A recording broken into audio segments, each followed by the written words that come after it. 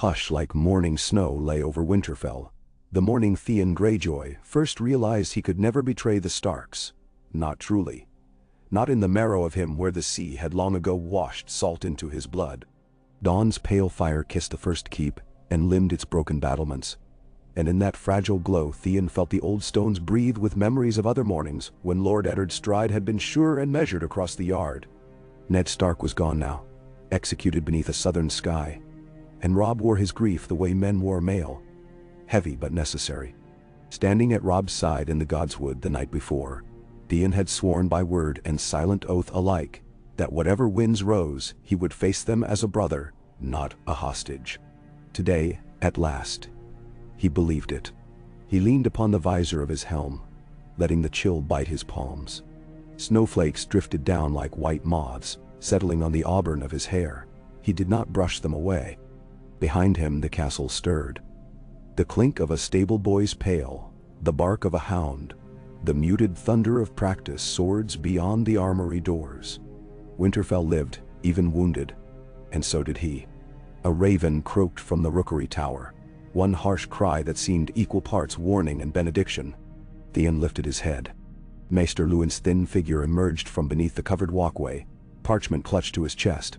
His breath steamed in tiny clouds. "Lord Robb asks for you, Theon," he called, voice fragile as the ice forming on the courtyard flagstones.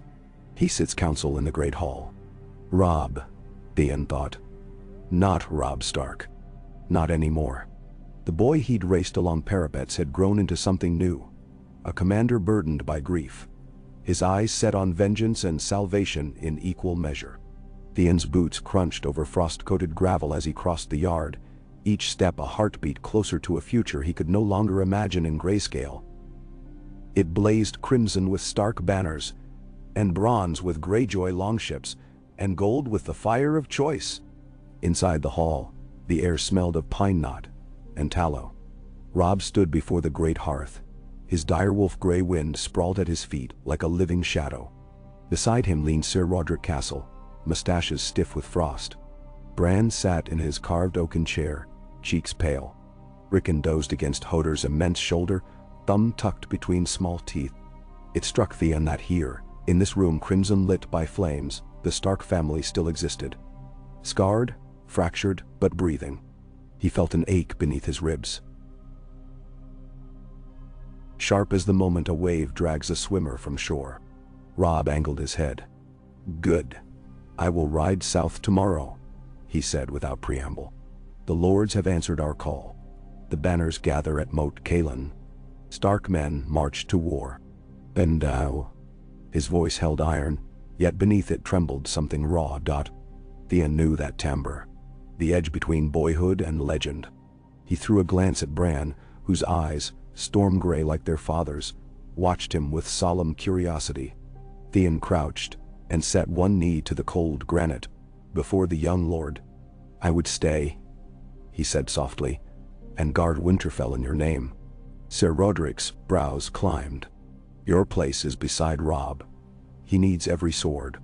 Winterfell needs loyalty." Theon let the words hang. "And who better than I, who have known it as home these 10 years? Grey Wind's yellow eyes fixed upon him, unblinking. Robb stroked the wolf's ear. "If you remain," Robb said, "you answer to Bran until my return." His gaze flicked to Sir Rodrik, to Maester Luwin. "And you answer to me should I send word." Theon accepted that chain gladly, for it was no longer a leash, it was a promise. He rose.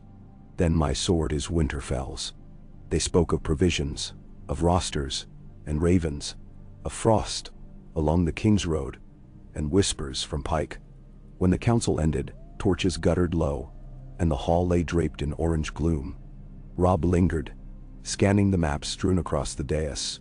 Theon laid a hand upon his friend's shoulder. Heat pulsed beneath wool and leather, tension too, like a bowstring near the snap. "Your father would be proud," he said. Robb's throat worked around unspilled grief. "See that I give him reason." That night, Theon walked the ramparts alone. He counted towers the way sailors count masts in fog, ensuring none were missing. A wind out of the east teased his cloak, smelling faintly of smoke and something older, Brine carried on phantom tides. He thought of the sea-stone chair, of his father's uncompromising silhouette. Balon Greyjoy's summons had come thrice since Ned Stark's death, each letter sterner than the last, promising crowns of driftwood and iron vengeance. Theon had burned them all, the ashes given to the godswood soil. He belonged here, yet guilt pricked him like needles.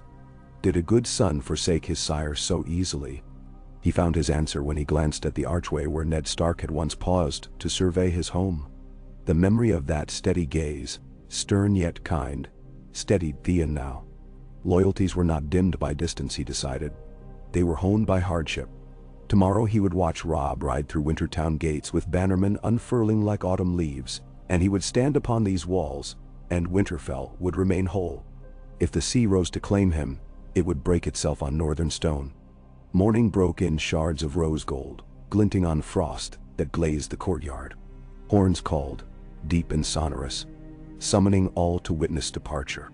The gates yawned wide, snowmelt dripped from their teeth like tears. Robb sat astride a bay destrier, armor polished to a dusk blue sheen. His surcoat, gray-field, direwolf rampant, fluttered, alive in winter's breath. Lords Manderly and Serwyn arrayed around him, while the great host of the north stretched in ranks that swallowed the horizon. Theon stood with Bran at the parapet above the gatehouse. Below, Rickon clutched Maester Luwin's sleeve, eyes huge. "Must Robb leave?" the boy asked. "He will return," Luwin promised, though his voice cracked like old parchment. Robb lifted his sword, ice reborn in steel smaller than the ancestral blade yet heavy with meaning. "For the north," he cried. Thousands of throats answered. Then the host began its thunder-slow roll southward, banners rippling, hooves churning snow to churned-up mud. Theon watched until the last spear point vanished behind a stand of bare white cedars. Silence flooded back, oppressive, absolute. A raven winged overhead, black against cloud-bleached sky. It circled, cawed once, and flew due west, as if guided by some hand. Theon's stomach tightened. Pike lay west, across leagues of wrinkled gray water. He gripped the icy merlon, telling himself a bird meant nothing. By mid-afternoon, Winterfell settled into its new rhythm. Ser Roderick drilled the guard in the yard. Bran presided from his wheeled chair, voice quavering but firming with use. Hodor carried him where his legs could not, and in those small journeys Bran's spirits seemed to lift. Theon joined patrols along the walls, learning each sentry's name, each weakness in the masonry. He ate supper in the great hall with the household, laughing at Micken's bawdy jokes, yet always listening for the crunch of alien boots beyond the palisade, for the creak of ships that might one day limp up the white knife. Maester Luwin found him later in the library tower, thumbing Ned's old ledger of bannermen. Candlelight painted the maester's links in copper and silver. "You seek to learn the north," Luwin observed. "I seek to belong." "You do, my boy. You always did, though you could not see it." He laid a papery hand on Theon's. "But belonging is a choice renewed each dawn." The raven from before croaked in the window arch, pecking at snow. Luwin untied the message from its leg. His brow furrowed. "From Moat Cailin," he murmured. Theon waited as the maester read. "Robb won a skirmish along the Green Fork. Small folk whisper he fights like his father." Pride blossomed in Theon's chest, but so did dread. Victories bred retaliation. He thanked Luwin, yet lingered long after the maester departed, staring at pages until words blurred. On impulse he withdrew fresh parchment. He wrote to Robb, tales of Bran's growing confidence, of the men's morale, of Winterfell's strength, and at the end, almost an afterthought, he penned, "I remain your brother. Nothing will tear me from this place while breath stays in my lungs." Sand sprinkled, wax sealed, raven scent. Only then did he notice his quill hand shook. Weeks slipped by like half-remembered songs, each verse colder than the last. The god's wood pond froze, wolves howled along the King's Road, snow deepened. Theon led hunting parties through stands of pine where silence felt alive, broken only by arrow whistle, and the soft collapse of deer into drifts. He joked with the men, shared their fires, but at night sleep eluded him. plagued by dreams of gray waves, battering towers of black stone. Sometimes a shadow stood upon the sea-stone chair, Asha's lean silhouette or his father's ragged glory, asking why he knelt before wolves. He found solace training Bran. They met in Maester Luwin's turret, where a map of Westeros lay unrolled. Bran traced rivers with an ink-stained finger. Theon taught him which roads an army could march in winter, which passes clogged first with snow. Bran listened, eyes bright, absorbing strategy like breath. When Bran spoke of reaching south to sit with Robb's council one day, Theon felt a fierce protectiveness surge within him. He would see the boy there or die on the path. Then ravens came brittle-winged with tidings grim. Lords Hornwood and Tallheart warred against ironborn raiders along the stony shore. Deepwood Motte burned. Asha Greyjoy led the forays. No reaving party, but a disciplined host under the Kraken banner. The North reeled, forced to recall men from Robb's army to defend their own coasts. Theon read the letter thrice, blood roaring in his ears. He saw Balon's hand guiding the invasion, saw his sister's keen mind carving out footholds, and he saw, stark as a blade across a lover's throat, what men would whisper when they learned a Greyjoy sat safe in Winterfell's heart. He sought Bran at once. Snow churned under his boots as he crossed the yard. Bran practiced archery, arrows loosed from his chair rigged with harness and crank. Each shaft thudded into straw. Theon halted, chest heaving. "We must prepare," he said, handing Maester Luwin the parchment. Bran's face blanched, but did not falter. "Call the banners still here," Bran ordered Sir Roderick. "Double the wall watches. Close the winter town gates by night." His voice rang steel beneath the soft fuzz of youth. Theon touched the boy's shoulder. "Your courage shames me." "It is yours," reflected Theon. Sir Roderick moved like a man 20 years younger, barking commands that echoed beneath the high stone arches. Fires were stoked in every hearth. Smiths hammered longer into moonlight. Ravens blackened the sky, ferried north and east and west with pleas for aid. Yet the days answered with silence. War in the south consumed strength. Ironborn cut supply lines to White Harbor. Snows choked the passes. Winterfell stood alone, a lantern in encroaching dark. Theon spent nights atop the outer wall, scanning the forests. He imagined ironborn shapes weaving among trunks, silent as eels. He remembered the salt reek of their leather, the empty laughter of raiders who tore babes from mothers' arms on the wolf's den long ago. He swore they would not pass Winterfell's gate while he lived. Still, doubt gnawed. Would he draw a bow against his own blood? He pictured Asha, hair like midnight sea spray, grin sharp as glass. She would offer no quarter. She would expect none. Neither then would he. One evening, as purple dusk bled into star-fretted indigo, horns sounded thrice from the east. Theon rushed to the sentry tower. Torches bobbed beyond the tree line. Dozens, maybe more. Snow-muffled hooves. Moonlight-silvered helms. "Riders," the lookout cried. But not ironborn. Horned helms, direwolf sigils. Relief loosened Theon's spine. Moments later, the gate swung inward, and a party clattered across the drawbridge. At their head rode Lady Mage Mormont, cloak of shaggy bear fur sweeping the ground. "The Kraken thinks us scattered," she growled in greeting, voice like gravel. "Bear Island stands with Winterfell." Behind her filed 30 of the island's toughest, women and men alike, axes gleaming. Theon felt an unexpected sting behind his eyes. He clasped Mage's wrist. "We could kiss you, my lady." "Don't waste time courting," she retorted. "Show me where you need teeth." That night feasting flickered, mead fumed, but each cheer died soon as born, smothered beneath the weight of storms yet to break. Theon retired late, but sleep fled. He rose before dawn, donned mail, walked the battlements in biting wind heavy with new snow. At the eastern horizon lightning-stitched clouds, a silent flash, distant yet ominous. Not thunder, he knew.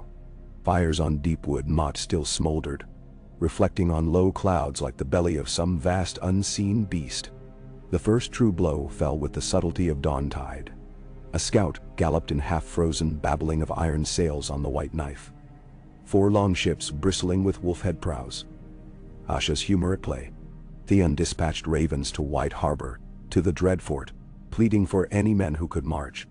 Sir Roderick prepared to ride east with a sortie before the ships could beach. Theon would lead the castle garrison in his stead. He kissed the old knight's weather-scoured cheek. "Come back," Theon said. "Don't squander your arrows while I'm gone," Sir Roderick replied gruffly. Hours later, Winterfell's yard emptied, banners snapping like tongues of flame. Bran watched from the stone steps, jaw set, though tears shone. Theon knelt. "Your people will remember this courage," he promised. "I do not need remembrance. I need them safe." Bran's voice broke. Theon embraced him, guilt needling as though he stole warmth. Snow thickened, drifts waist-high along the inner walls. Theon ordered paths kept clear, torches lit at every arrow slit. Nights passed measured by bells. Midnight's call, second watch, false dawn. Each bell brought new rumors: raiders sacking Molestown, towers aflame at Moat Cailin, flayed corpses near the Barrowlands. Theon quelled whispers with steady presence. He walked the great hall during supper, praising guards by name, jesting with scullions. Confidence became a cloak he dared not remove. On the 9th night, horn blasts shattered the hush. 4 short, 1 long, the signal for enemies at the gate. Theon sprang from fitful slumber, sword naked in his hand before he fully woke. Boots slapped icy stone as he descended the ramp. Shouts converged toward the east wall. Theon vaulted stairs 2 at a time and emerged into razor wind that stung his eyes. Below, shadowy shapes swarmed the outer bailey. A breach in the wooden palisade where fire smoldered. Figures clambered through, axes flashing. Arrows hissed from Winterfell's walls. Ironborn screamed, some toppling into the snow. Theon ducked a retaliatory bolt that clattered off Merlon. Moonlight revealed octopus sigil shields. Silver on black. His pulse thundered. "Mormont to the breach," he roared, voice carrying over the parapet. Bear Island warriors streamed past him, leaping down ladders to meet the invaders in brutal clamor. Steel rang out all. Theon notched arrow to cord. He picked out a raider lighting a torch to the base of the inner gatehouse and sent a shaft through his throat. The man crumpled wordless. Satisfaction flared hot, quenched by fear for each heartbeat pounding below. Sudden crack behind him. Splinters blooming from a ballista bolt thunking into the stone by his ear. Theon whirled, saw Ironborn engineer reloading a small scorpion wagon beyond crossfire range. He lined another arrow, exhaled, released. The shaft flew true, striking the man's eye, burying to fletchings. Cheers rose along the wall. Through chaos, Theon spotted Asha. She strode amid the Malayan bronze scale, wreathed in torch glare, her axe carving arcs of red. Their gazes locked across distance thick, with snow-swirled smoke. Something in her smile said, "Brother, choose." He answered by signaling archers to concentrate on her standard. Shafts darkened the air. She raised her shield, retreating step by step, until the fight turned ragged. Ironborn dragging wounded back through the breach. Bear Island axes harried them, but Theon called the recall horn. Too late. He would not squander men chasing blood into woods starless and unknown. When dawn came, bodies lay like driftwood snarled in a frozen tide. 50 Ironborn dead, near 24 of Winterfell's, though none of Bran's household folk. Theon limped among the fallen, directing pyres. His own thigh bled where a spear had grazed. Pain throbbed, but worse hurt nested beneath his breastbone. A hollow crater where brotherhood once dwelt. Asha's grin haunted him. Bran summoned him in Maester Luwin's turret, face drawn. "They will return," the boy said. "Yes." "Will you parley with her?" "Perhaps." "No." Theon's voice cracked flint. "There is no peace she can offer that does not cost Winterfell its soul." He regretted harshness at once. Bran's shoulders sagged. Theon knelt. "I will protect you," he whispered. "On my life." Winter deepened. Snow weighed heavy as guilt. Supply stores dwindled faster than accounts predicted. Raids on holdfasts severed commerce. Small folk flooded Winterfell seeking refuge. Theon opened the gates, though some counseled against swelling mouths. "We guard more than stone," he said, and turned storerooms over to rationing. Yet hunger grew teeth. Once, in the great hall, an old woman collapsed over her pottage and did not rise. Theon carried her body to the sept himself, heart splintering like ice under heel. Letters from Robb pierced gloom. Victory at Oxcross, truce offers scorned by the Lannisters, rumors of a marriage pact with the Freys. He wrote back of Ironborn assaults, of Asha's cunning, of Bran's resolve. At night, he sometimes climbed the Hunter's Gate Tower and whispered into the gale, "Send me 10,000 men." Only wind replied. A fortnight after the breach, Sir Roderick returned, one arm in sling, face gaunt. His mount stumbled under twin riders, Sir Roderick, and near senseless from cold. Lord Wyman Manderley's son. Wexed, they bore tidings of horror. Torches along the White Knife signaled Ironborn pushing upriver toward White Harbor. Deepwood Mott had fallen again after a feint. Sir Roderick had fought ambushes every mile of return. He brought 100 survivors, all he could save. In the council chamber, Theon listened to reports until his skull throbbed. When silence fell, he stared at the battle map where kraken pins crowded the coastlines like black barnacles. "We must strike first," he said. "Cut off their footing before spring thaws the rivers." Madness. Sir Roderick rasped. "Our strength is spent. A castle is not strength. Men are. Spirits are. Show them the kraken can bleed and hearts will kindle." He paced. "I will lead a night raid. 20 horse to slip behind their line, strike their camped ships, burn them at anchor." Sir Roderick rubbed his beard, white streaked with crimson scab. "So few? 20 will ride silent where 200 stumble." He met Bran's gaze. "Will you give the order?" Bran's hand trembled upon the polished arms of his chair. Yet in his eyes flared a kingfisher's glint, bright and startling. "Go," he said. That evening, torchlight flickered on faces chosen.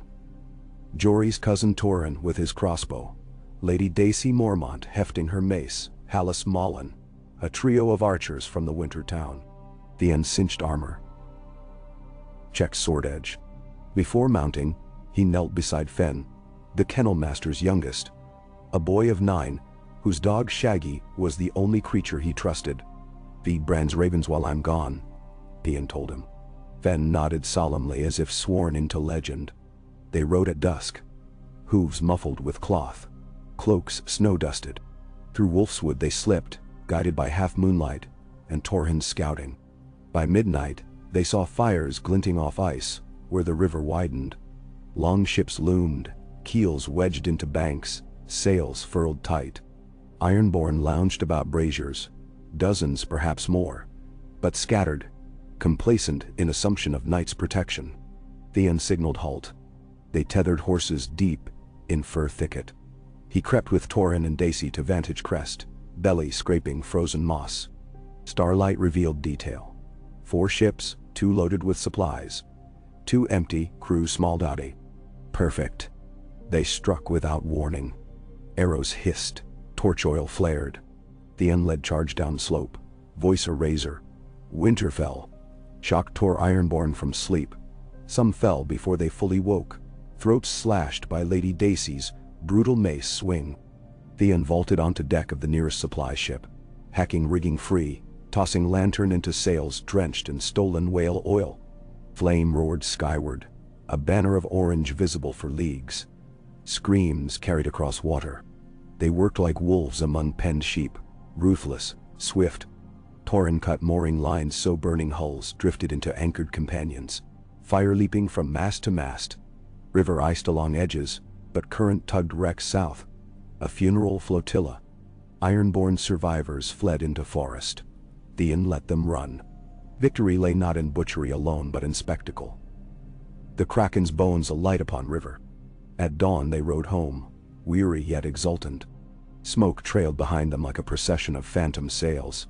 As Winterfell's watchmen hailed their return, cheers rolled along walls. Bran waited in the yard, cheeks flushed with cold and joy. Theon swung down, fingers numb, and pressed his brow to Bran's. The river is ours. For 3 days spirits soared.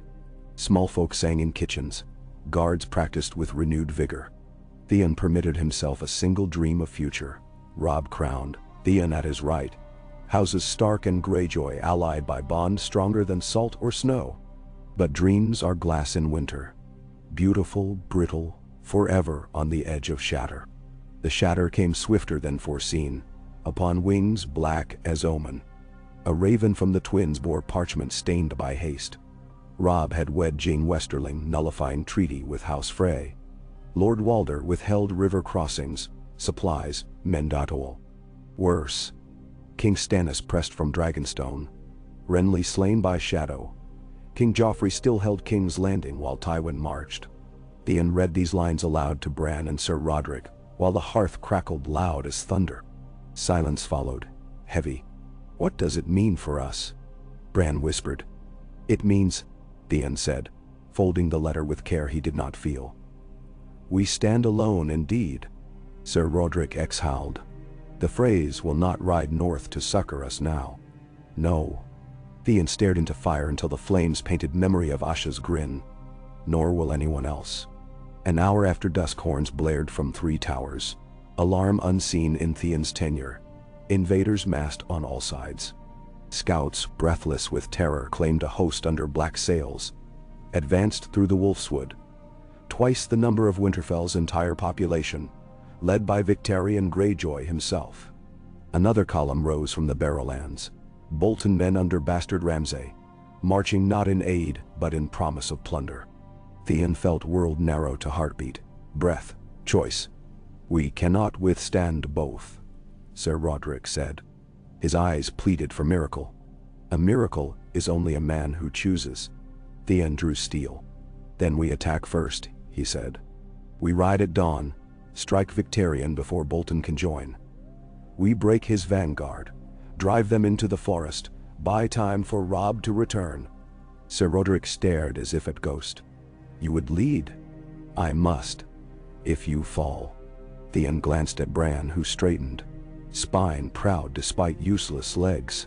"Then Winterfell will stand on other shoulders," Theon said, "until stone turns to dust."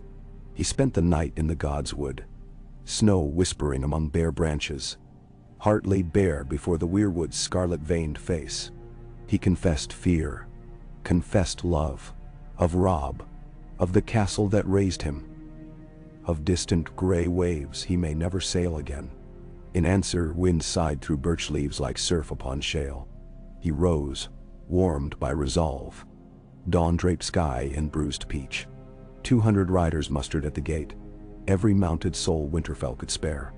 Maeg Mormont saluted Theon with axe haft. Sir Roderick shoved his good arm through battered steel. Bran wheeled out onto parapet, Rickon clinging to his sleeve. "Return," Bran called across the courtyard hush. "By the old gods and the new, return." Theon's chest pricked with tears unshed.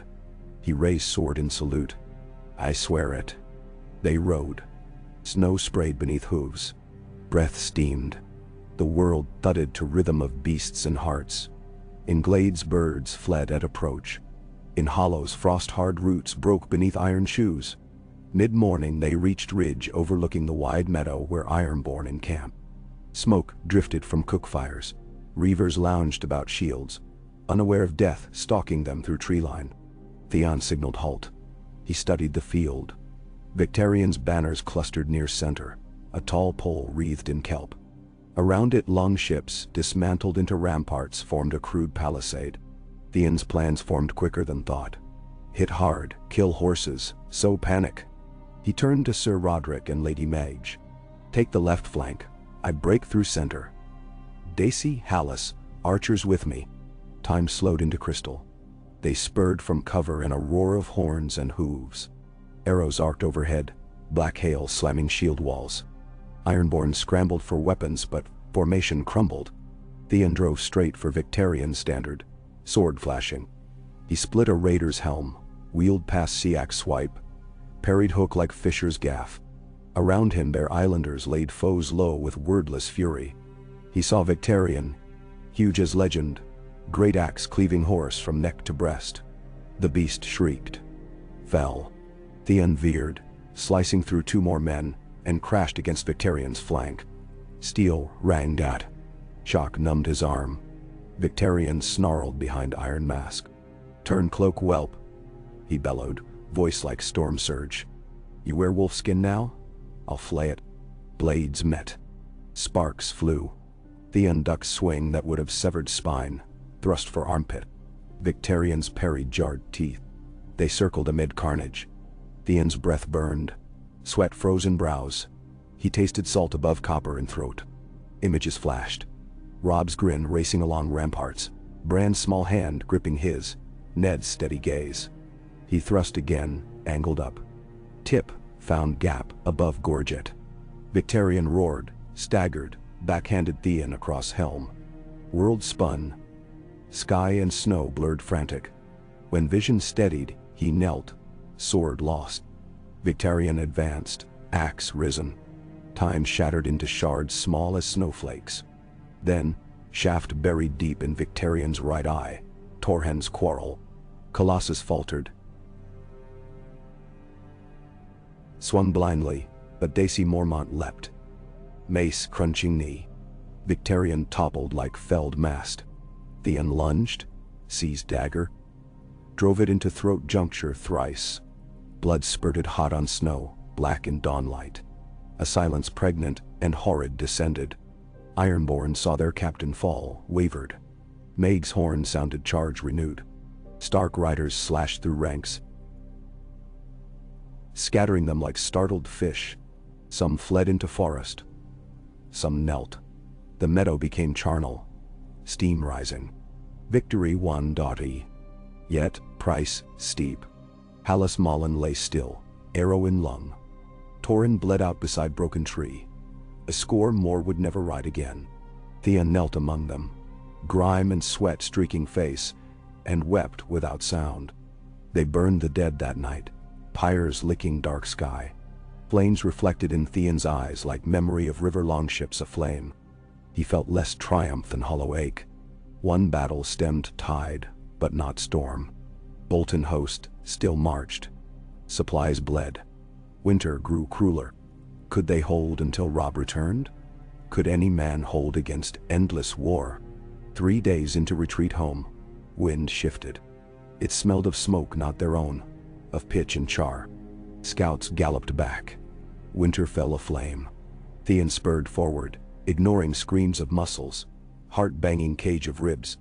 Columns of black rose against gray sky above treeline. Monstrous pillars. They burst from forest edge onto cleared fields and horror froze them. Winterfell's watchtowers charred husks. Eastern wall collapsed inward. Flames roared from the broken gatehouse. Bolt throwers jutted like skeletal fingers. South of Moat, a ring of tents bore flayed men's sigils. Bolton Dautier. Theon's scream tore throat raw. He wheeled horse, galloped for shattered gate. Ser Roderick, Zeitzt, Rhines. Wait. It's trap. Bran. Theon ripped free, plunged ahead. Bear Islanders followed. Smoke choked, burned eyes. Courtyard littered with bodies. Manderly guards, townsfolk, ironborn alike, skin sloughed by fire. No direwolves. No children. Above, the great keep yet stood. Top windows ablaze. Inside great hall walls scorched, benches overturned. Heat blistered air. He found Maester Luwin on flagstones, crimson soaking gray robe. The old man's gaze found him, clarity flickering. The boys escaped. Tunnels, he whispered. Osha took them. Gods. Guide. Theon pressed trembling fingers to wound. Futile. Who did this? Bolton's bastard. Luwin gasped. He came bearing promise of help. Then butchered. The heart tree. Rage consumed Theon, leaving only a sharp diamond of purpose. He closed the maester's eyes, rose. Ser Roderick entered behind, face ash gray. We must seek the boys. Yes, Theon said, voice dead of mercy. They searched crypt passages, found signs of flight, discarded torch, tracks of small feet, drag marks from Bran's chair. Hope flickered. Theon gathered surviving riders. Trail them, protect them, bring them home. He would ride with the vanguard. But first, vengeance. He stalked through smoke toward Bolton camp, though Sir Roderick called after him. Burnt bodies lined path. Silent witnesses. At edge of firelight, Ramsay Snow lounged beside a cauldron, pale eyes glittering. He looked from Theon's soot, streaked armor to the sword drooping from numbed hand, and smiled like a knife. "Ah, little Kraken wolf," Ramsay drawled. "Came to fetch your pups? I sent them running, squealing." Such fun. Theon lunged without thought. Steel flashed. Ramsay sidestepped, lashing whip dagger across Theon's cheek. Pain seared. They circled amid heat haze. Every breath ragged.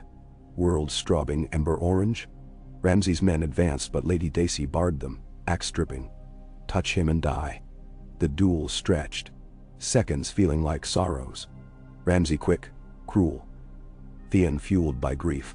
He parried, riposted, felt edge bite flesh.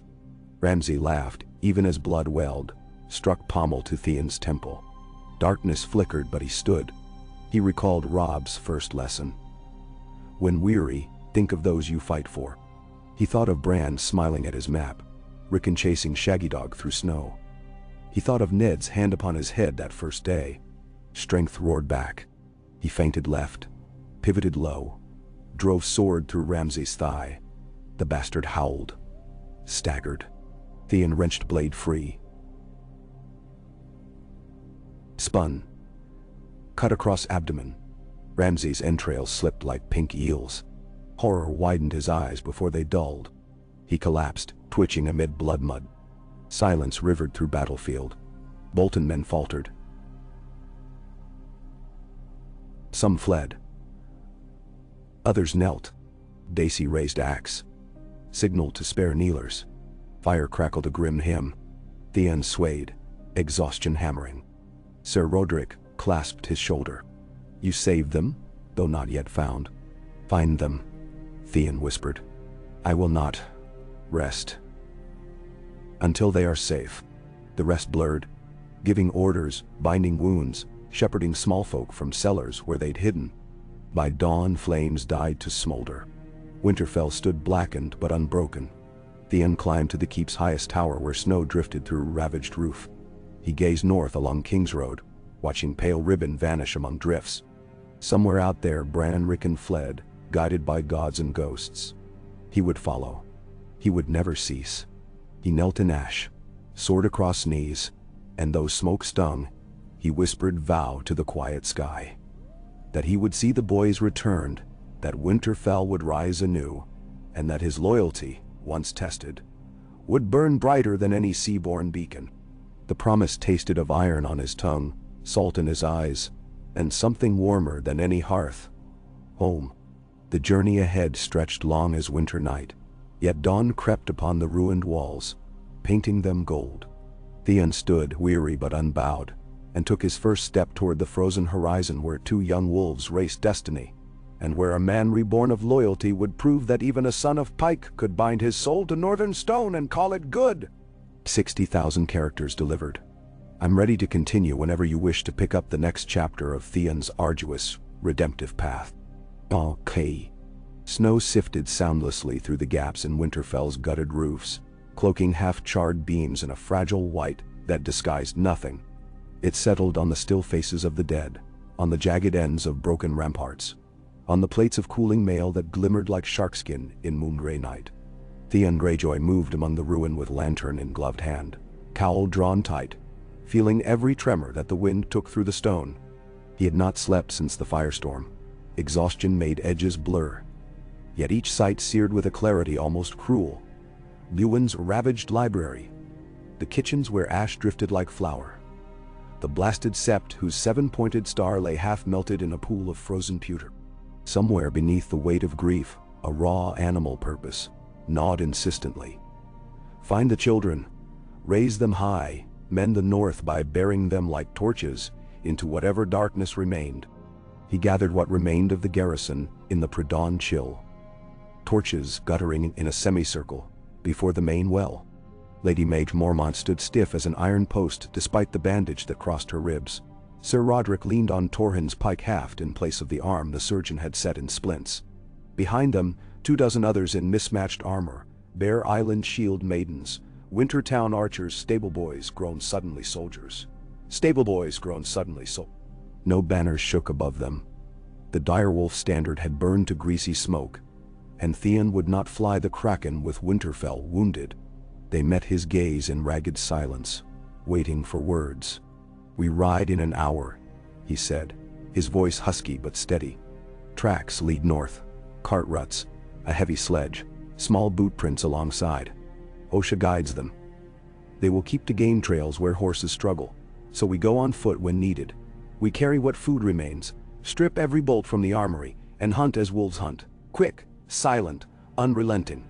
We do not stop until the boys are safe or we are dust on the wind. If any here shrink from it, speak now." No one spoke. Torches hissed, snowflakes liquefied on iron. "Then ready yourselves." He lowered the lantern and felt, not for the first time that hour, the strange flicker of belonging ripple beneath his breastplate. They had chosen to follow him of their own will. No hostage chains pulled them, no promises of silver or rape or weaving. Loyalty forged in such fire would either bend the world or shatter upon it. Theon prayed to nameless gods that it bent. He withdrew to the gods' wood for the final search. An oath, though he no longer knew to whom. The Weirwood's heart tree had been hacked by Bolton axes, its face scored with gashes that bled sap like coagulated ruby. He knelt among the roots, pressing gloved fingers into the cold earth, as if feeling for a pulse. His words came as a rasp. "Watch over them. Take my life for theirs if need be. Only, let them live." No answer stirred the branches, but a starling fluttered from trunk to trunk, scattering snow in tiny avalanches. Theon rose, touched the scarred bark in farewell, and turned toward the east gate where their column assembled. They slogged north along the King's Road's buried ghost, then veered west into the Wolfswood, at the first sign of fresh sled marks. Theon led on a piebald gelding whose flanks steamed, reins looped in numbed fingers, eyes fixed to the spoor that twisted between pines. Meg Mormont rode abreast, her axe lashed across saddlebow. Behind them stretched a crooked ribbon of figures half lost in dawn mist. Every 100 paces they found new sign. Crumb of hard bread, droplet of congealed candle wax. Once a bit of blue wool, Theon recognized from Bran's travel cloak. Proof of life pricked at his heart like thorns. Hope and guilt intermingled until the distinction bled away. By noon the forest thickened, boughs interlocking overhead, muffling sound so thoroughly that even the horse's breath seemed impertinent. They dismounted to spare the beasts, leading them single file. The snow underfoot was crusted enough to carry a man's weight, but brittle enough to betray every slip of a hoof, and their passage cracked the hush with brittle snaps. Twice they halted when distant trees shuddered. Twice it proved only to be elk startled from lichened trunks. Yet unease sharpened Theon's senses until he could taste the resin in the air. On the second evening they reached a river not marked on any map. No more than a ribbon of glass hidden under hoarfrost, yet wide enough to slow a wagon. Here they found the sledge prints interrupted. A hasty detour upstream to a narrow ford of stepping stones. Theon inspected the stones. Blood marbled the ice where someone had slipped. A child's print smeared with crimson. Rickon, perhaps. Rickon, whose tiny fists once punched Theon's thigh when snowball fights turned rough. Hallis Mullen's widow, a stout woman named Mara, knelt by the water to catch a sliver of frozen wool. "Wolf hair,"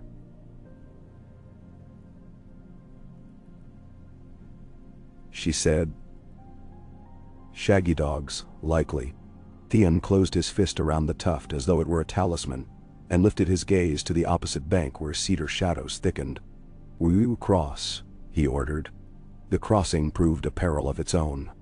The first horse splintered ice between stones. They heaved the beast free with rope and curses. But from then onward, every step felt like dicing with abyssal coal. Night swallowed the sky before they regained a scent on the farther shore. They camped in a hollow ringed by spruce, no bigger than a crofter's yard. Only one fire, banked low, green boughs laid over embers to mask glow.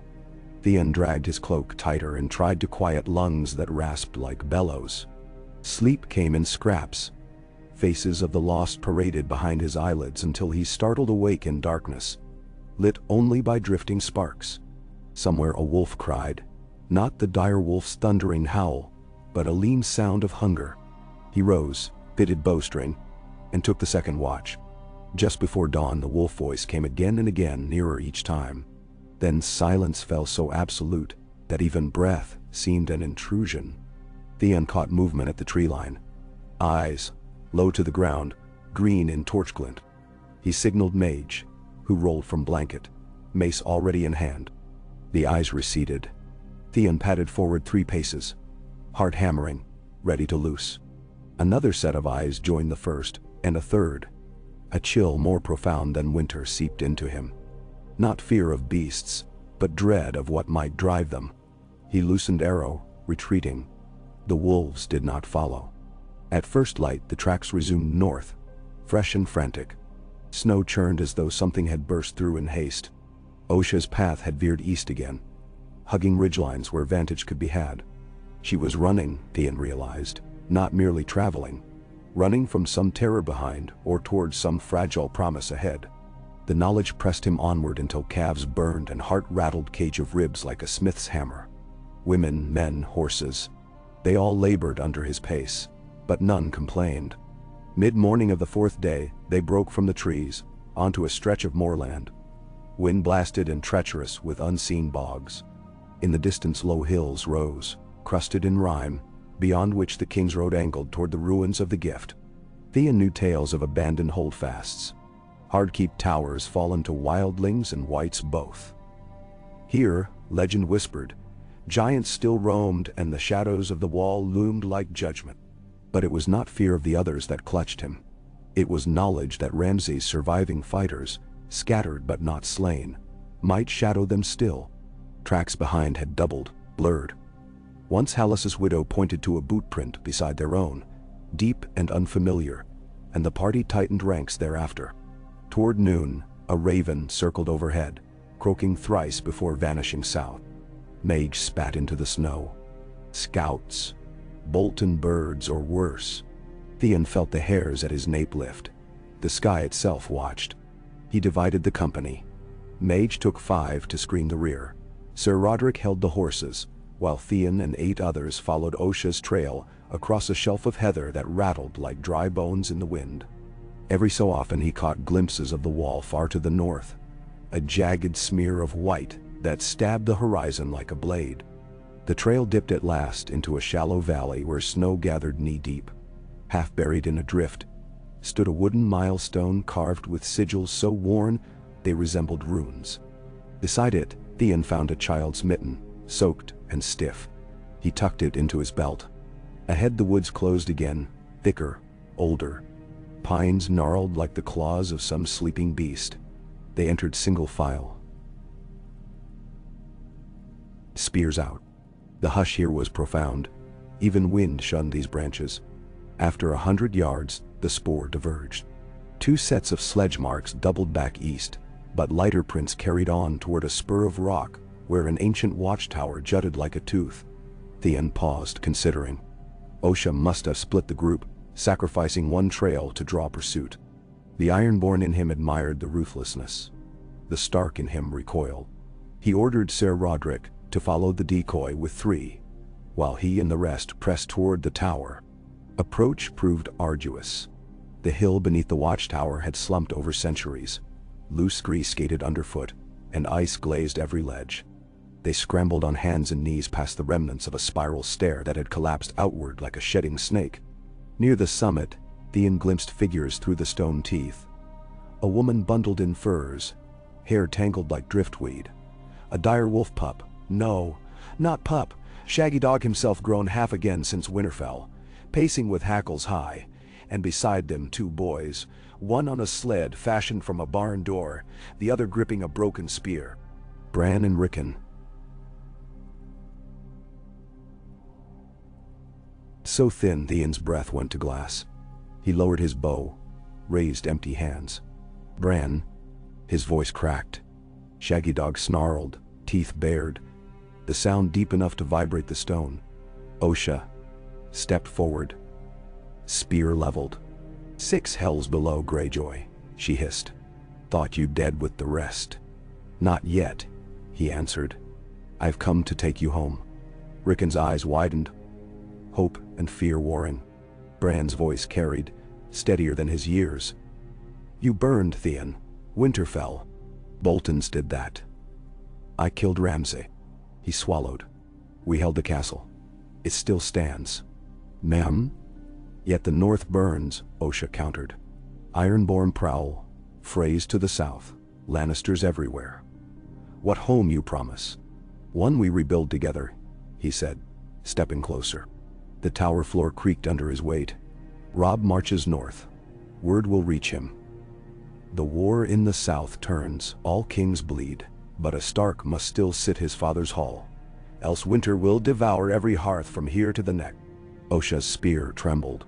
Behind, Shaggy Dog's snarl softened into a questioning whine. Bran studied Theon, as though reading a cipher. Do you swear on the old gods? He asked. Voice thin but iron. I swear on every god the sea and sky have ever known, Theon said, sinking to one knee. If I break faith again, may the waves claim me and the wolves gnaw my bones. The valley wind moaned through arrow slits like distant pipe organs. Finally, Bran nodded to Osha. The spear lowered. Theon exhaled, only then realizing he had not dared breathe. Tears burned his eyes, but he blinked them back, offering a tight, wry smile that felt foreign on soot-streaked cheeks. They descended with care. Meg's rear guard arrived moments later, her face splitting in fierce grin at sight of the boys. She swung Rickon into a bear hug that made the child squeal laughter for the first time since the flight. Bran accepted Theon's arm wordlessly when the ground grew slick. The boy's thin fingers felt like bird bones wrapped in leather, yet his grip held steel. At camp, Theon oversaw rationing of their last dried venison to the children first, then the rest. He told Sir Roderick of their success. The old knight's single unbroken arm crushed Theon's shoulder in silent salute. For an hour, they allowed weary smiles to kindle small warmth. Then a horn sounded from the east. One note, flat and alien. Another answered behind, then a third. Meg's expression hardened. 3 hosts, she muttered. Bolton's scattered men, maybe more. How many do we stand? 54 souls, including the boys. Theon's mind raced.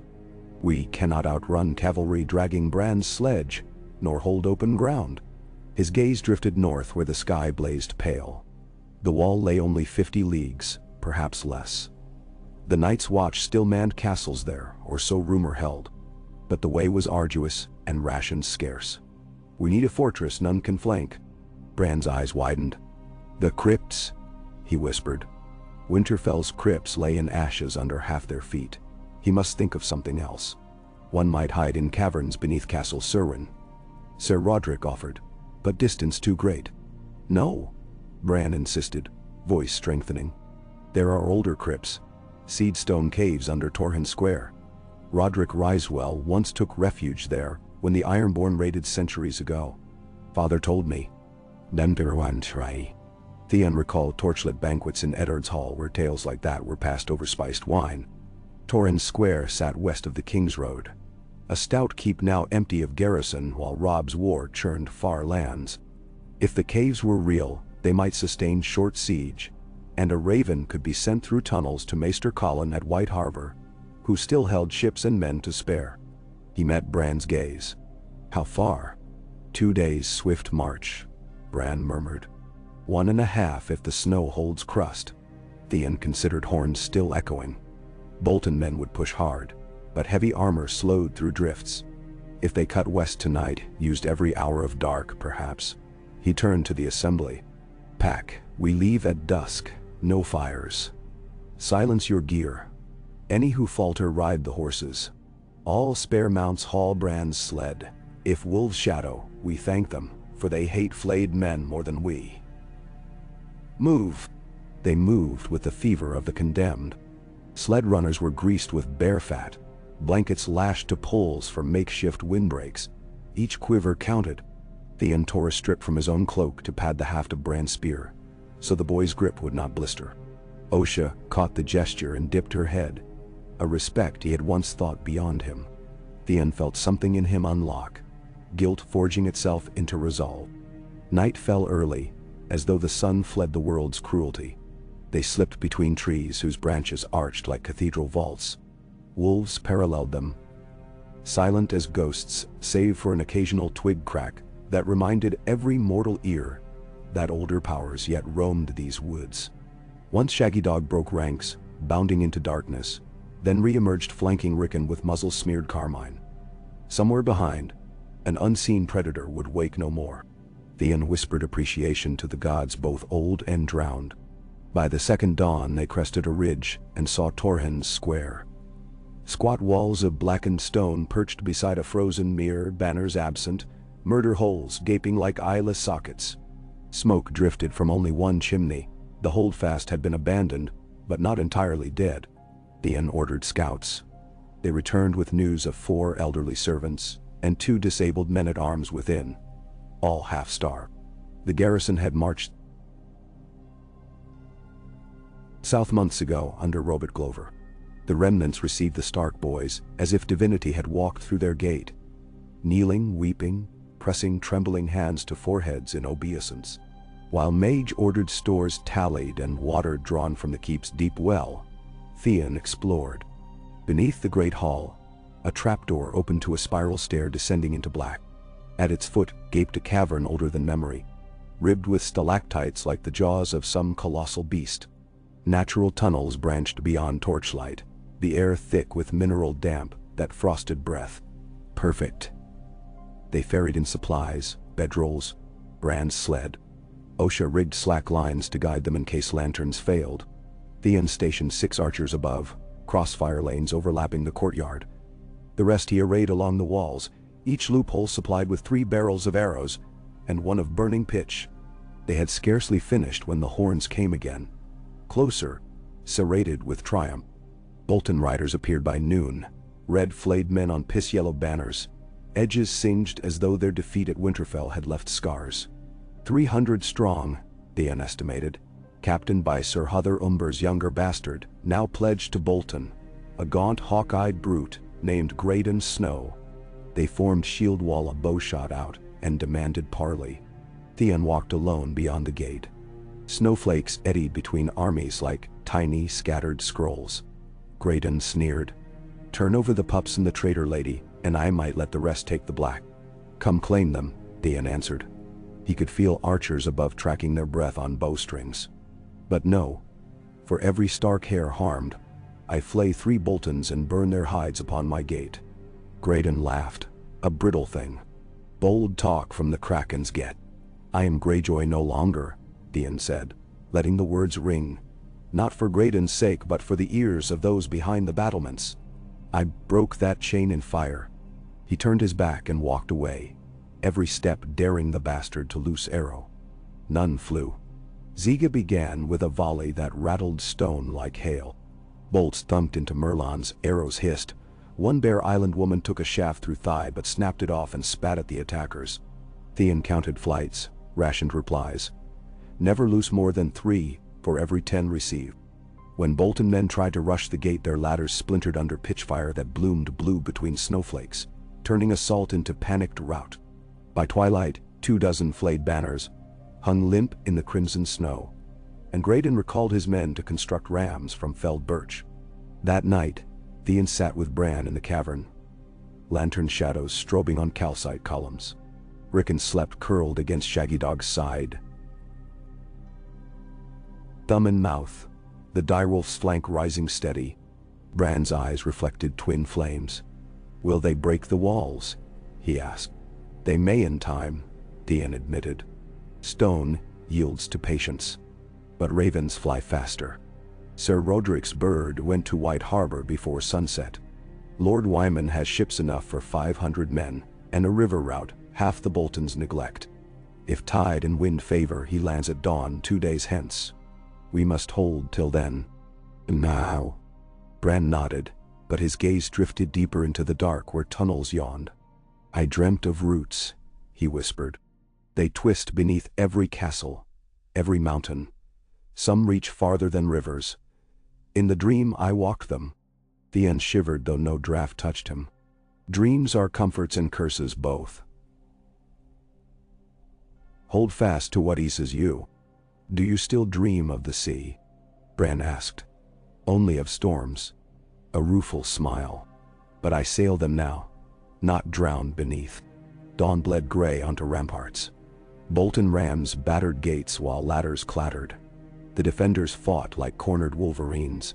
Axes slant wrists, boiling oil cascaded, arrows sang. Meg Mormont led a sortie through the postern at midday, hacking into the ram crews in a frenzy that left 20 men dead and the ram aflame.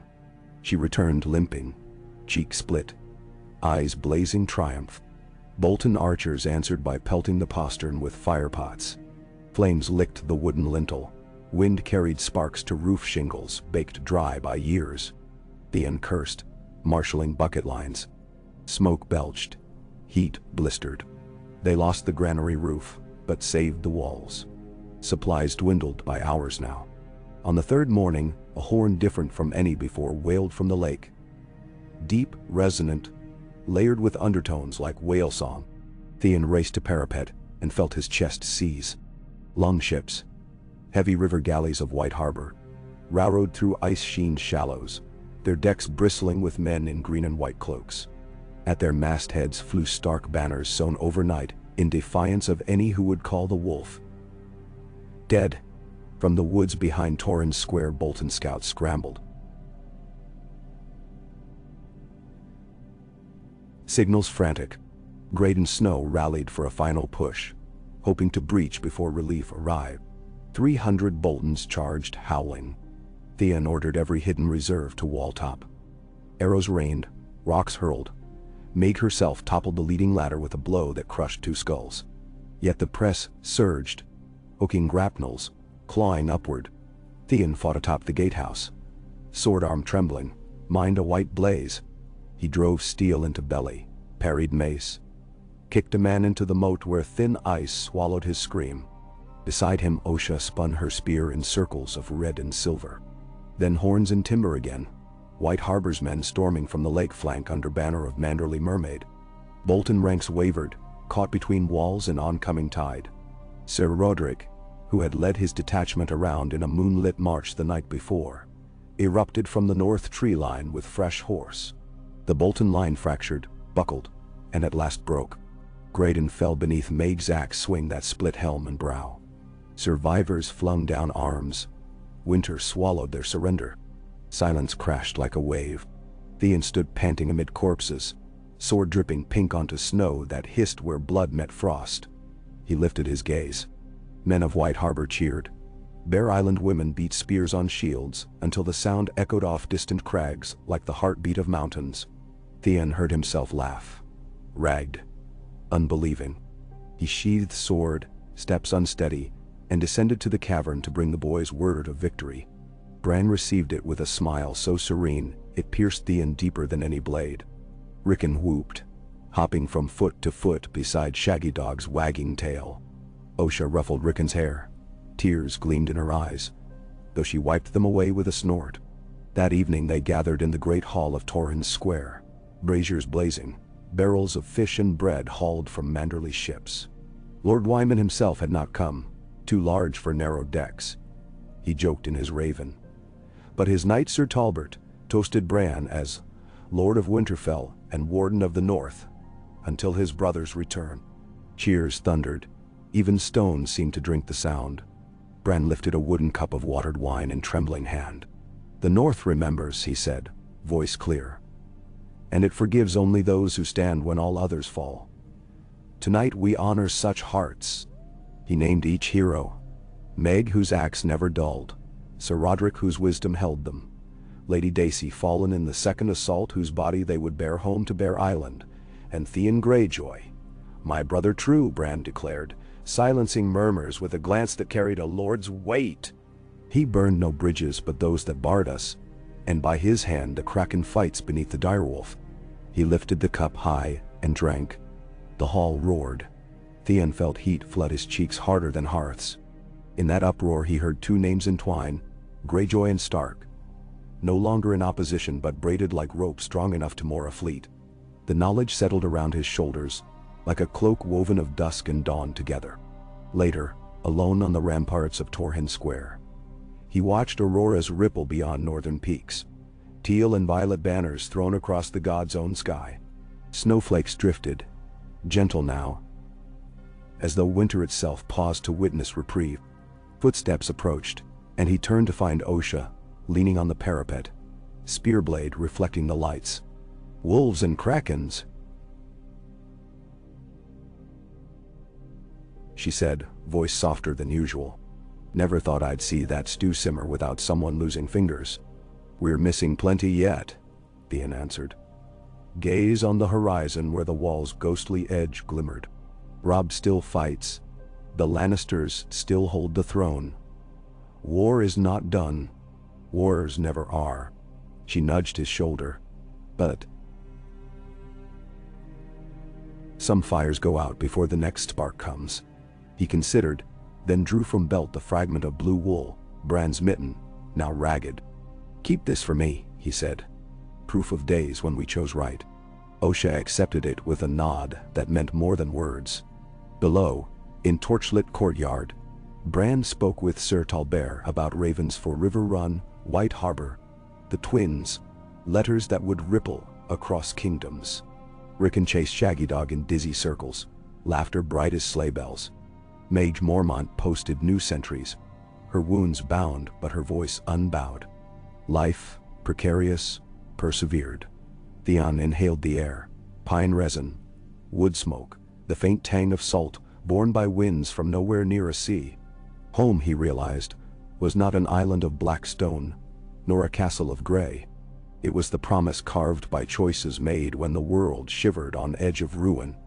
It was loyalty proven beneath the quartered banners of blood and frost.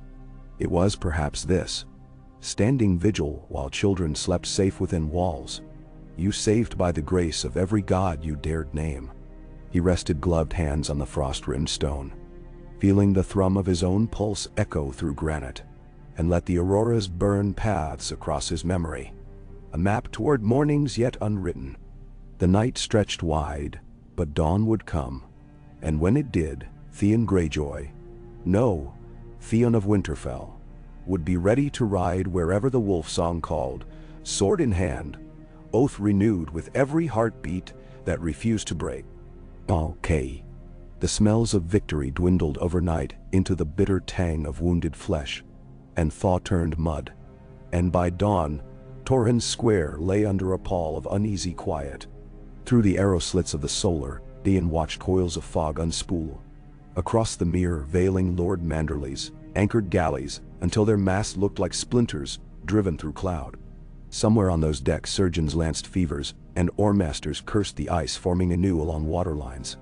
The war for the north had shifted a hair's breadth, but a hair could fray in wind, and every instinct Theon possessed, ironborn or otherwise, told him the gale had only begun to rise.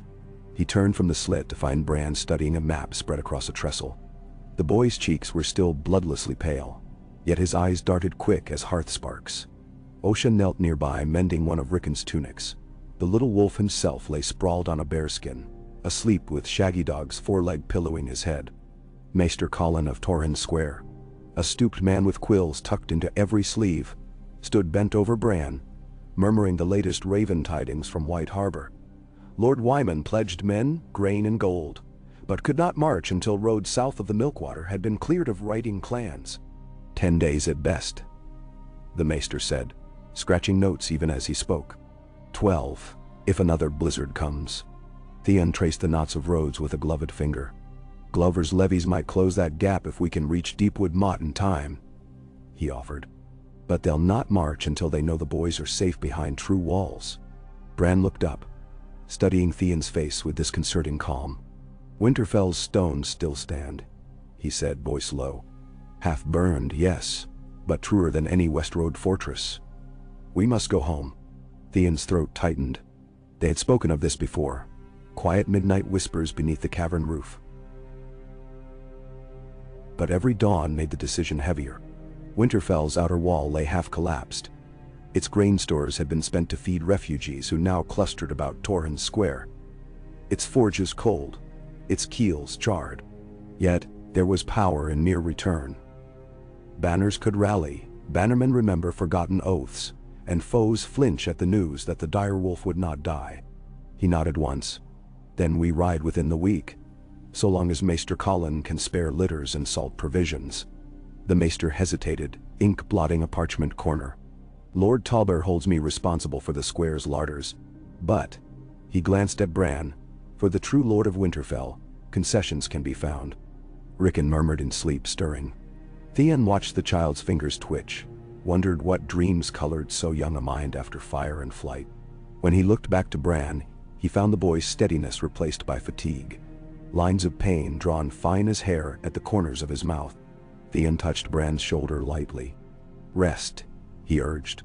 "Leave the maps to me."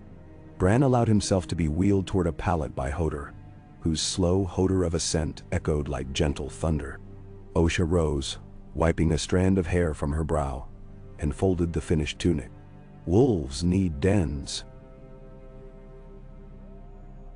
she muttered, "and dens don't build themselves." By afternoon, preparations unfurled across the keep, with methodical urgency. Theon strode from smithy to stables and back, measuring iron stocks, counting sound horses, trading half-joking insults with Mage Mormont that left him smiling despite raw nerves. White Harbor's knights carved pikes from spruce in the yard. Bear Island women melted down captured Bolton helm rings for arrowheads. And amid the bustle Maester Colin's ravens flew. One to Robb's host somewhere near the Twins. One south to Lady Hornwood's beleaguered holdfast, another east to the Dreadfort. Though Theon doubted Roose Bolton would answer after his bastard's demise. Night had scarcely iced the battlements when a horn blast drifted across the moor. A single note, low, unhurried. The watch challenged, and torches bobbed beyond the gate. Moments later, a rider in gray mail rode under the portcullis, bearing a hemp twine pennon.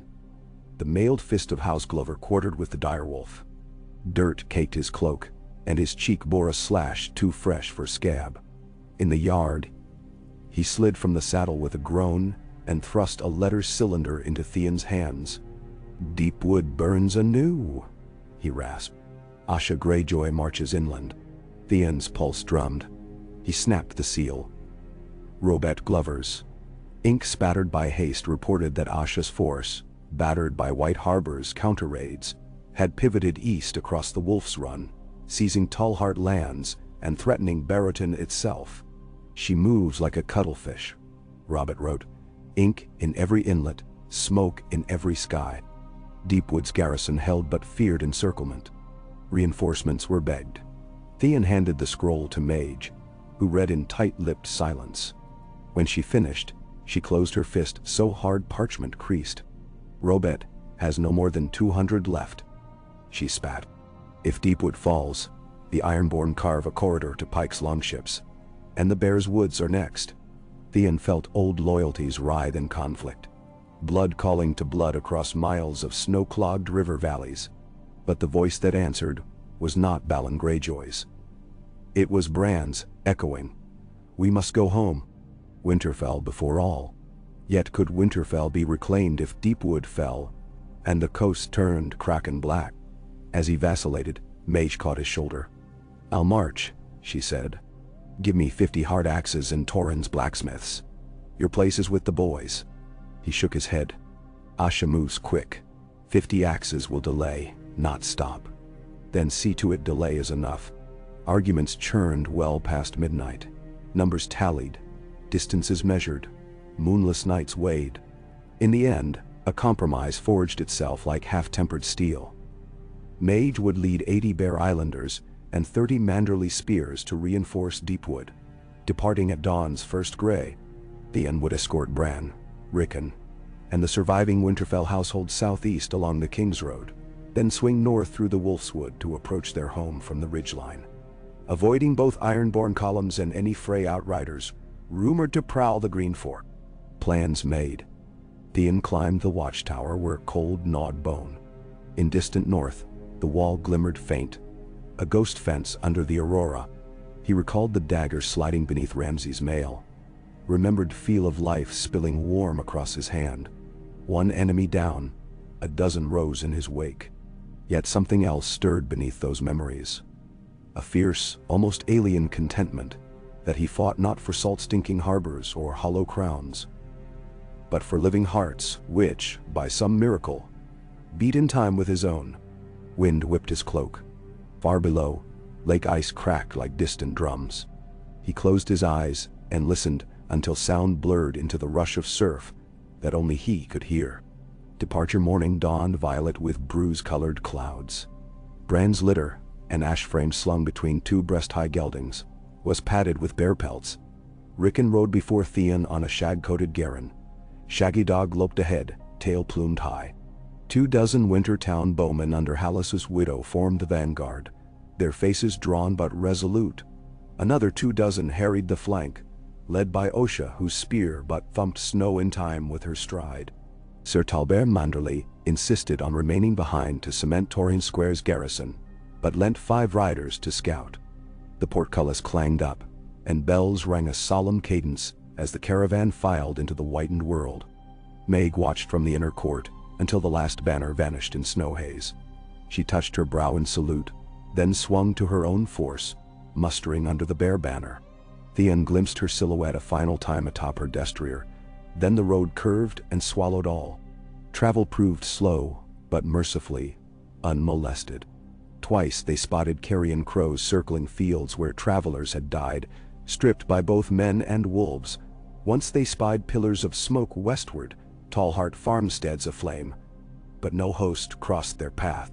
Each night they dug fire pits and covered them with trench shields to hide glow. Theon lay wakeful, senses tuned to creak of branch, crunch of distant footfall. In those hours memories returned unbidden, rowing past Pike's cliffs, the dark smell of salt water, his father's voice barking disdain through ropes of kelp smoke. He no longer flinched from them. He let them pass like sails on far sea, noted, then gone. On the 4th evening the air thickened with a hush. Theon recalled from childhood storms, the world pausing in anticipation. Snow began as dust motes and burgeoned into heavy flakes that plastered wool and muffled all sound. By moonrise visibility shrank to arm's length. The column braked near the ruins of an abandoned holdfast, an ivy-crushed ring wall, and 3 standing chimneys, and huddled together for shelter. Inside the hollow tower Theon posted 4 lookouts, then settled Bran's litter between 2 hearthstones. Rickon burrowed in pelts beside Bran, eyes huge in lantern light. "Will wolves find us?" he whispered. "They already have," Bran answered, calm. "And they guard us." Theon almost asked what he meant, but a howl rose outside, deep, resonant, answered by another and another, until the ruined stones shivered. Shaggy Dog paced but did not growl. Osha lifted one brow at Theon.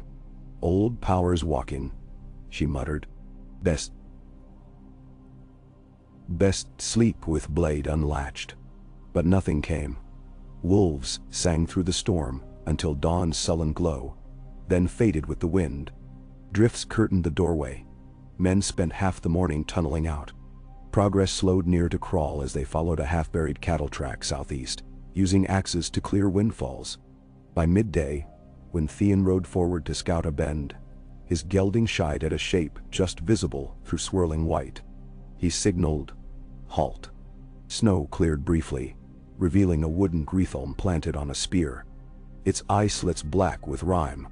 Beneath, nailed to the shaft, hung strips of flayed skin.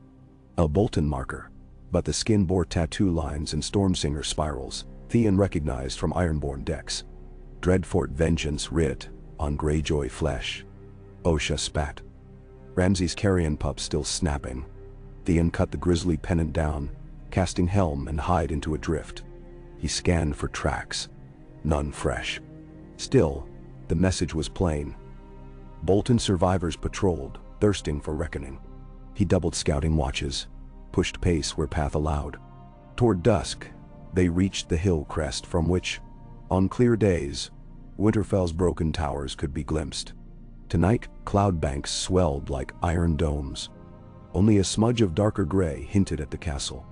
Yet as torches were readied for descent, a glimmer flickered northeast, lanterns moving along the outer wall.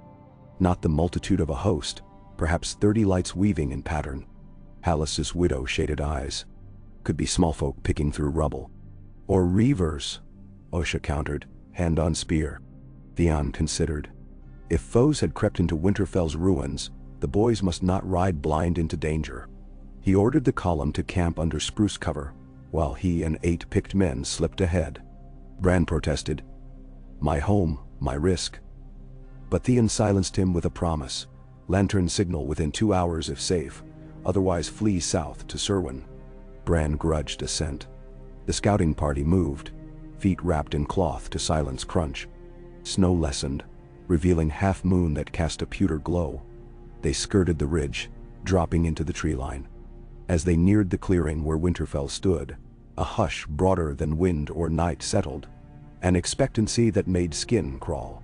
From the east gatehouse a single horn note sounded, the castle's own watch horn, once used to call stable hands. Theon froze behind a charred oak. Lanterns bobbed above the collapsed wall, resolving into figures in rough cloaks bearing torches. Their banners, when caught by light, showed not kraken nor flayed man, but a rag of undyed linen. Refugees, perhaps. He slipped closer. One torchbearer turned, revealing a face gaunt but familiar. Benfred Tallheart, Lord Helmund's nephew, presumed slain on the Green Fort.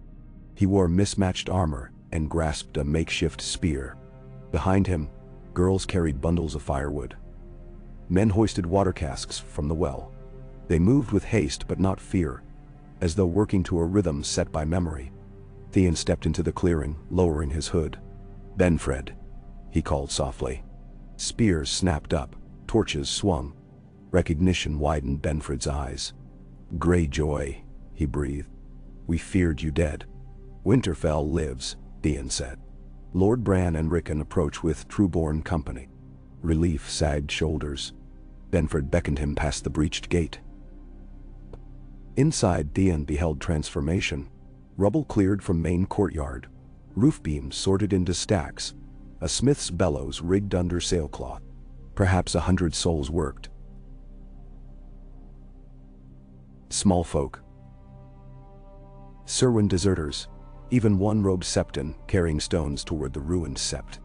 In a corner of the yard, a group of youths shaped snow bricks into a low wall, laughing. Loss had not quenched their fire. We drifted back one by one, Benfred explained as they threaded between scaffolds. Some escaped Torrhen Square, others slipped the Bolton net. We thought to keep the hearths alive until a Stark returned, or we froze. Theon felt his chest lighten, as if a chain had dropped. Your wait ends tonight. He ordered a red lantern hung from the tallest intact turret, the promised signal to Bran. Before the party returned to fetch the column, he walked Benfred to the godswood. The heart tree's slashed visage stared, but its newly brushed bark bled sap no longer.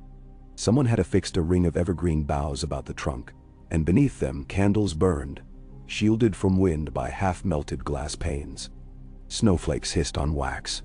Theon bowed his head, not in prayer, but in thanks. The caravan arrived before midnight, greeted by cheers that echoed off ruins until it seemed the ancient stones themselves sang. Bran's litter crossed the courtyard and every worker knelt. The boy swallowed, cheeks flaming, and raised a hand for them to rise. Rickon slid from the garron and darted toward the kennels.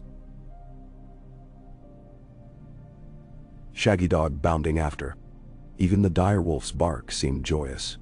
Inside the great hall, Theon had feared empty. Fires now crackled in two half-repaired hearths. Broken trestles had been mended with pine slats. Straw scattered across flagstones to soften steps. Bran's chair was set before the dais. Not Ned's high seat of the north, but a sturdy joiner's chair draped in a tattered direwolf banner.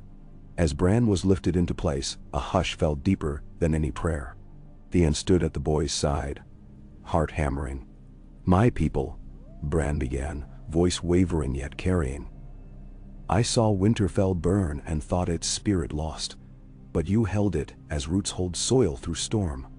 For that I thank you and I vow, so long as one stone stands, so long as wolves roam these woods, Winterfell endures. Tears glimmered on soot-smudged cheeks throughout the hall. A murmur rose, first a few, then many. The North remembers. It coursed through space like blood reclaimed, and Theon felt its heat, felt it wash the salt of pike from his bones. After, amid bowls of oat stew and casks of thin ale, plans unfurled. Scouts would ride to Deepwood in case Mage needed further aid, ravens to Lord Brack to recall his quarreling hill tribes, smiths to patch gates, carpenters to raise new roofs over the armory. Theon proposed forging a signal tower on the ridge for warning of ironborn sails, a blaze so fierce they'll taste the smoke across the sunset sea. Laughter met him, but also nods. Later he slipped out, mind buzzing, and wandered the eastern wall's ruin until moonlight pooled bright on fresh snow. Crickets long dead of frost seemed to sing in his ears. The castle's heartbeat. He touched the scorched stone, felt vibrations almost too subtle to name. Home, at last, though not by birth. Footsteps approached. Osha, silent as a stalk. She leaned against the parapet, studying him. "I've seen men change," she said after a time. "Rare as summer snows, but true. You're halfway through the gate, Kraken. Question is whether you swim back to sea at first thunder." He met her gaze levelly. "I burned that boat with Victarion's corpse." She grunted. Half approval, half warning. "Then you'd best learn to hunt on land. Storm's coming." In answer he pointed west where faint glow flickered on horizon. Not the aurora. Firelight. Distant yet vast. "Deepwood," he said. "Or Moat Cailin." Hard to tell. Osha's hand tightened on spear shaft. "Bear or bog, someone bleeds tonight." They watched in shared silence until the glow faded with dawn's approach. Somewhere out there Mage fought. Somewhere South Rob weighed Frey betrayal. Everywhere, the cold pressed in. But for this moment, Winterfell breathed, and Theon allowed himself a single sigh of weary satisfaction. Days bled into weeks of relentless labor. Snowmelt dripped from eaves as carpenters relayed roof beams above the great hall. Blacksmiths stoked new forges, shaping salvaged iron into nails, hinges, arrowheads. The crypts were swept clear of ash, statues wiped clean. Even Lyanna's effigy received fresh winter roses. Bran presided each dusk over a council of whoever could limp or stride into the hall. Benfred, Hallis's widow, Osha, Maester Colin, Theon himself. They argued rations, patrol routes, crop plantings for spring if spring ever came. Rickon grew bolder, darting between workshops, asking to swing wooden blades with the orphans training under old Nan's grandson. Shaggydog's coat thickened to oil-black sheen. He slept before Bran's hearth yet roamed walls at night, a silent sentinel. Theon sometimes woke from half-dream to see the direwolf atop the highest parapet. Eyes glinting starlight. He would feel no fear, only strange kinship. Word trickled in with each returning raven. Meg's sortie had broken Asha's siege at Deepwood. The Ironborn retreated to ships at Sea Dragon Point, leaving burned villages but no stronghold. Lady Hornwood's lands near the Dreadfort lay ravaged by Bolton partisans, yet Roose had mustered to oppose northern Freys pressing west. Everywhere lines redrew, alliances shifted like frost patterns on glass. Through it all, Bran's missives flew, stamped with the direwolf and black wax. Winterfell stands. The boys of Ned Stark hold steel and hearth. To all true Northmen, come. Some answered. A caravan from White Harbor arrived bearing saltfish, barley, and a score of engineers. Flint clans sent trappers with furs. Risewell shepherds drove scrawny sheep. Each arrival sparked nights of feasting, thin though the ale. Songs returned, first tentative, then swelling. One afternoon, while inspecting the library remains, Theon unearthed a half-melted iron chest beneath fallen timbers. Inside, miraculously spared, lay gray leather tomes, ledgers of the Stark bannermen, letters from the age of Harros, even Lyanna's childhood journal sealed with a rose-shaped clasp. He carried them to Bran, whose fingers trembled over the spines. Ghosts talking. Bran murmured, and spent days hunched over pages, eyes alight. Spring nudged the land, more rumor than season, but sap rose within Winterfell's walls. Snow crust softened. The Godswood pond cracked to reveal glassy water. Theon oversaw planting teams turning ash-blackened soil for kale and winter wheat. He rode patrols to the edge of the Wolfswood, scouting for Ironborn stragglers. One evening, he caught sight of 3 reavers huddled by a brook. Starving faces crazed with salt deprivation. They raised rust-streaked axes. He felled them with 2 arrows and buried them under cairnstones. No songs for those sons of Pike. Guilt flared only briefly. He quenched it in duty. Late one windy dusk, a horn blast long and low shivered the keep. Atop the rampart, Theon watched dust plumes on the King's Road. Cavalry under crimson, blue, and gray banners. Panic flared. Lannister, Frey.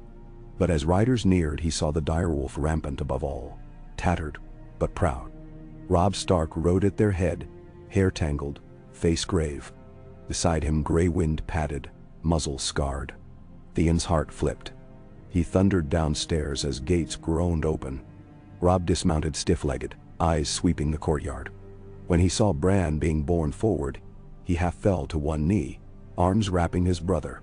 Words choked in his throat. Tears streaked grime. Rickon crashed into Robb's flank, hollering his name. For a long moment, the Great John's drums, the Outriders' cheers, all hushed beneath the simple rhythm of reunited hearts. Theon hung back, throat tight. At length Robb's gaze lifted. Brother warmth mingled with shock at the changes in Theon's garb. Stark cloak, longbow of northern yew. He stepped forward, seizing Theon's forearms. "They told me you were dead in the fire. Then, I heard you killed the bastard of Bolton." A crooked smile broke his war-etched face. "You've grown dangerous."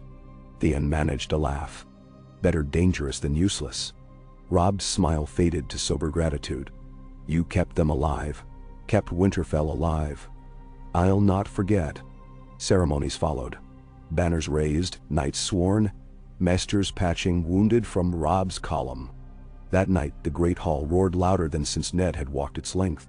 Pipes skirled, kegs tapped, and Robb recounted the Red Fork victories, the betrayal of the Freys, the seething of River Run siege. Yet though triumph tinged his voice, concern shadowed it. South still burned. South still claimed his crown. After the feast, Robb drew Theon aside into Ned's old solar. Candles guttered, maps littered the table. The great sword ice, reforged into 2 blades, lay scabbarded against the wall. Robb poured dark arbor wine, then regarded Theon over the goblet rim. "They call me king in the north," he said. "But without Winterfell, I was a king adrift. You restored my anchor." Theon shook his head. "I only held until true heirs returned." "True heirs," Robb echoed, smile wry.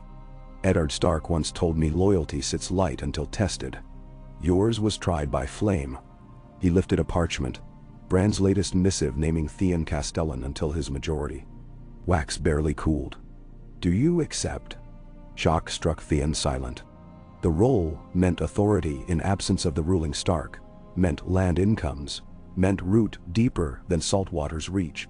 He thought of Balon's snarling pride, of Asha's cutlass grin, of sea stone thrones and drowned gods.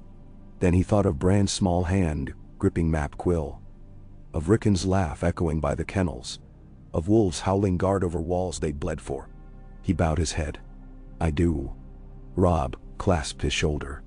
"Then let the world learn a Greyjoy can guard what Ironborn once sought to shatter." They spoke long into night. Of supply lines, of mage success, of next moves against the Lannisters. Yet beneath each war plan ran another current, that the North, bruised and blooded, yet stood. And Theon, once its hostage, now its sworn steward. Spring unfurled in earnest, rivers swelling with meltwater, buds erupting on Elm.de.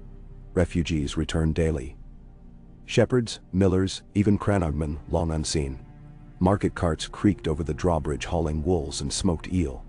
On the first clear morning of planting, Theon rode with Bran along the inner ward to inspect a grove where new saplings had been planted. Oaks chosen for strength over quick growth, As they paused, Bran gazed at the trees, expression distant. "Roots," he murmured. "They speak slow, but they remember every footstep upon the land." Theon followed the boy's gaze to soil dark with promise. "What do they say today?" "That home grows back, given time." Bran turned, offering a small, fierce smile. "Given loyalty." Theon breathed deep, tasting peat, pollen and distant tang of wood smoke. Above them ravens wheeled, their croaks neither omen nor warning, but simple song. Somewhere beyond the horizon seas still roared, yet he felt no pull toward them. His anchor lay here, set in frost-scarred ground, bound by promise rather than chain.